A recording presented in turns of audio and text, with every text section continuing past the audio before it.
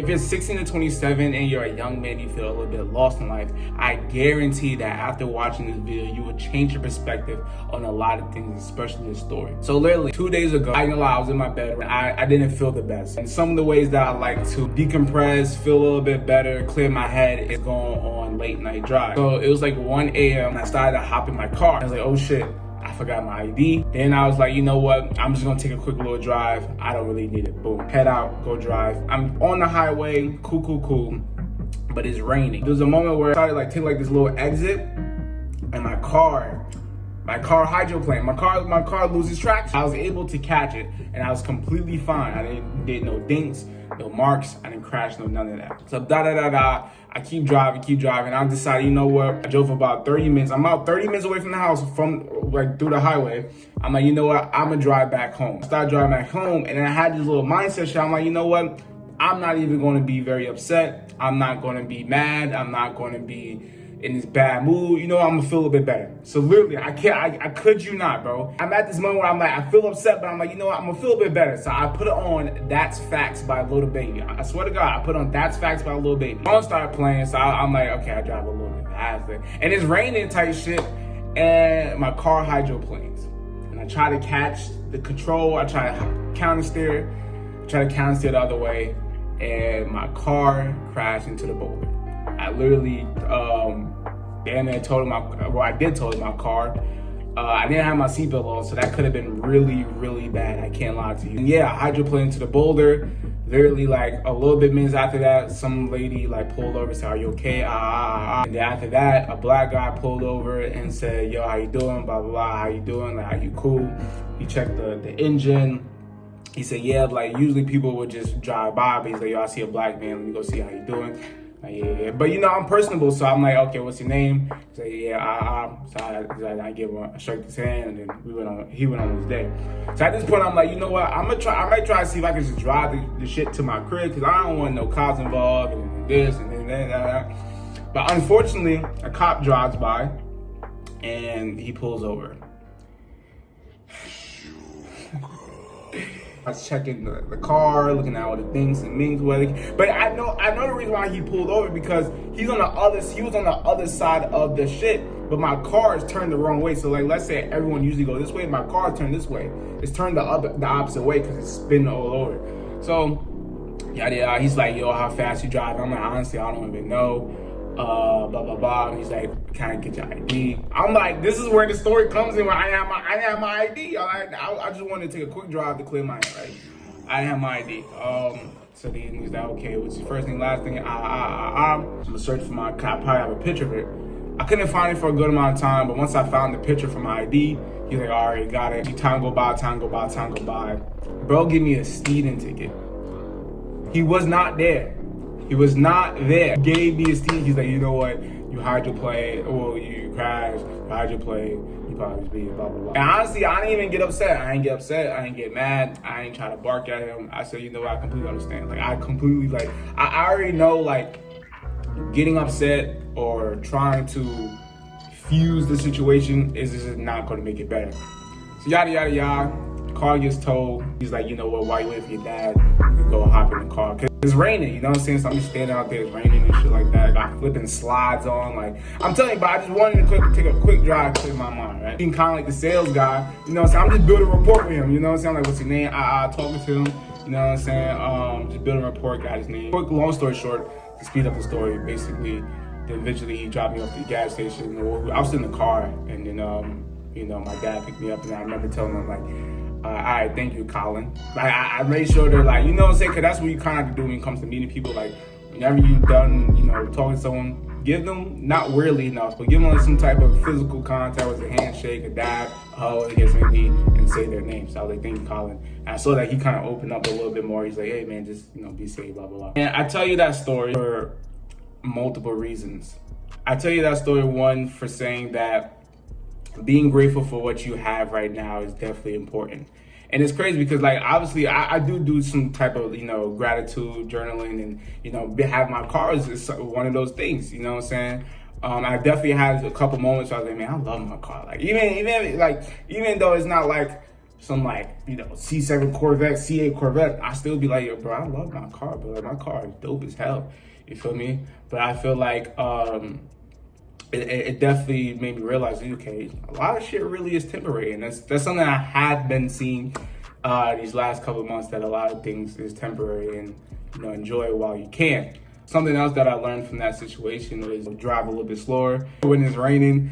And honestly, I usually do that, but like in that moment, like I wasn't mad, like angry, aggressive, upset. I was just like, bro, I just want to clear my mind, and this is what I usually do. I usually just take a long night, late night drive type stuff, right? After just, you know, going through bullshit and going through pain through certain situations, I think there's a beautiful mindset that comes after that, because every effed up situation I go through, I always have a mindset that keeps me pushing. I'd rather say, you know what I'm saying, I'm gonna keep pushing, or I've been saying, you know what I'm saying, no problem has lasted longer than 6 months. Like, there's no problem that happened 6 months ago that still lives to this day. There's no problem that happened in 2020 that still lives to this day, that happened in 2021 that still lives to this day.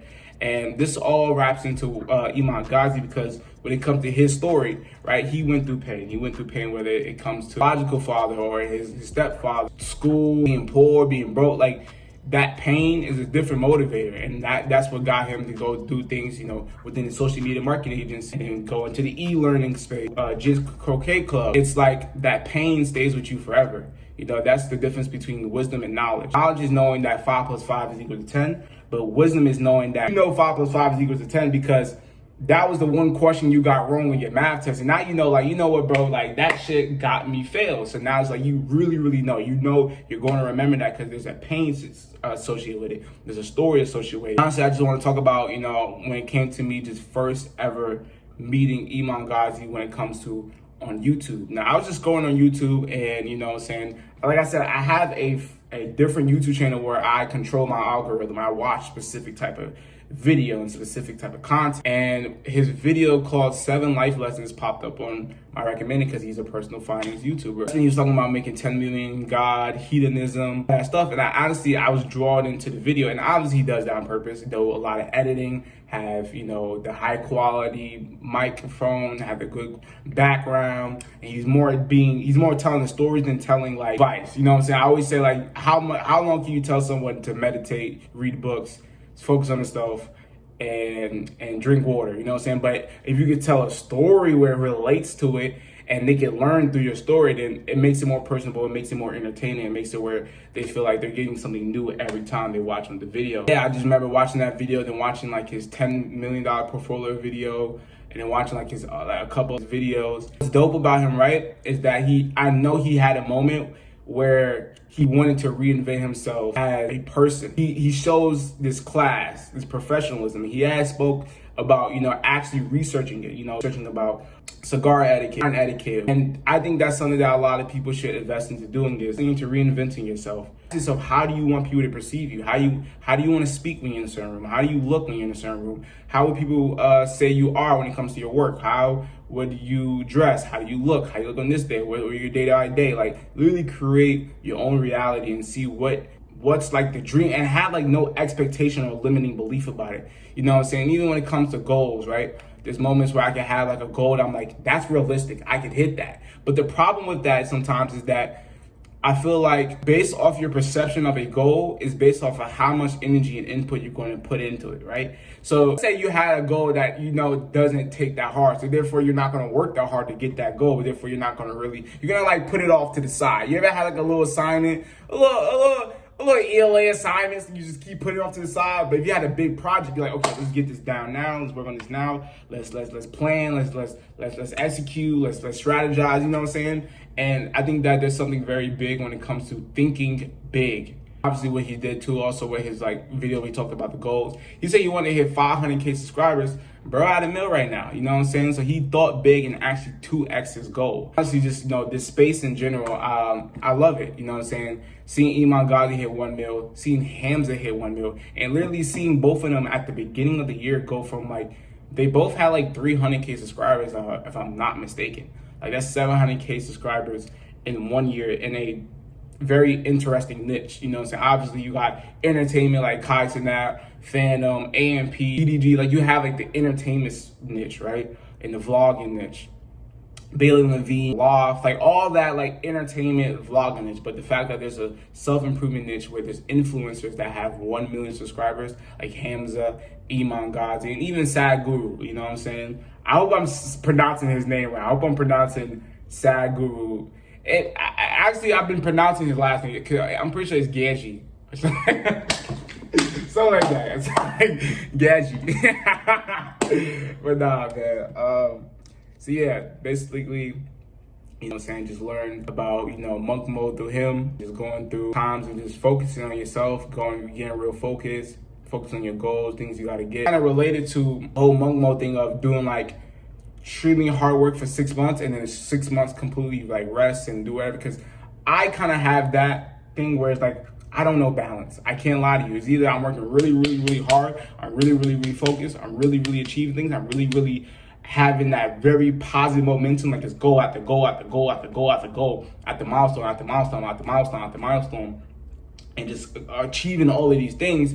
And I think, and then after that, it'll be like a long break, a long slow down, like I guess maybe falling back into bad habit. Like it's like this long period of just very strenuous, rigorous, hard work. And then like this long form of just resting. And you know, everyone is different. Everyone definitely is different. Some people call that sprints. Like you sprint for the work, rest, sprint, rest, sprint, rest. And you know, everyone's different. But yeah, I definitely have a problem when it comes to like balance. It's like it's going really, really hard, really, really focused, really, really blocking out every distraction. Or it's like really, really bad.